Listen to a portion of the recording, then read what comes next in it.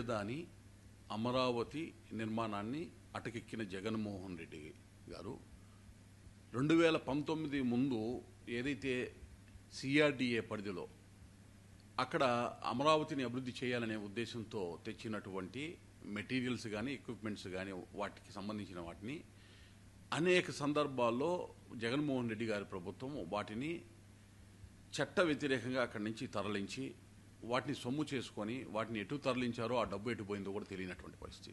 గడిచిన 2 రోజులుగా చూసినట్లయితే మెగా ఇంజనీరింగ్ ద్వారా అండర్ గ్రౌండ్ కేబుల్స్ ఏ అయితే అమరావతిలో వెయ్యాలి అని 2019 ముందు అప్పుడు నాటి ప్రభుత్వం తెచ్చిందో ఆ కేబుల్ మొత్తాన్ని కూడా విశాఖపట్నానికి తరలించేస్తున్నారు. అక్కడి నుంచి వాళ్ళ గిడ్డంగుల్లోకి తరలించుకొని అక్కడి నుంచి ఎటు అమ్ముకొని ఆ డబ్బులు ఏ రూట్ నుంచి ఎవరి చెంతకు చేరుతాయో కూడా తెలియనటువంటి పరిస్థితి.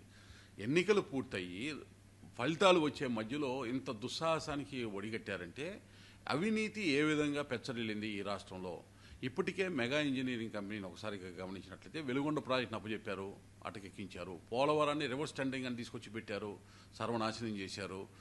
అలాగే హైడ్రో పవర్ ప్రాజెక్టు ఏదైతే వారికి ఇచ్చారో దాన్ని పూర్తి చేయడంలో సకాలంలో విఫలమయ్యి సమయాన్ని ఇంకా నిర్ణీత సమయాన్ని దాటి ఎక్స్టెన్షన్ అడిగితే కేంద్ర ప్రభుత్వం కానీ power purchase PPA Polavaram project authority కానీ అప్రూవల్ ఇవ్వలేదు. ఒకవేళ ఆ అప్రూవల్ కనుక ఇస్తే దాదాపు 1400-1500 కోట్ల వరకు ఆయాచిత లబ్ధి చేకూర్చాలి ఈ యొక్క మెగా కంపెనీకి అని జగన్మోహన్ రెడ్డి గారు వేసినటువంటి పన్నాగం.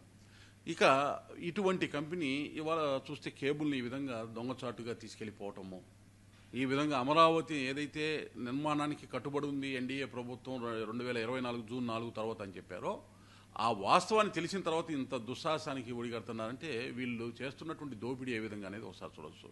అలాగే విద్యుత్ శాఖను ఒకసారి చూసినట్లయితే చాలా దారుణమైనటువంటి పరిస్థితుల్లో రాష్ట్రంలో విద్యుత్ శాఖని తీసుకెళ్లిపోయారు.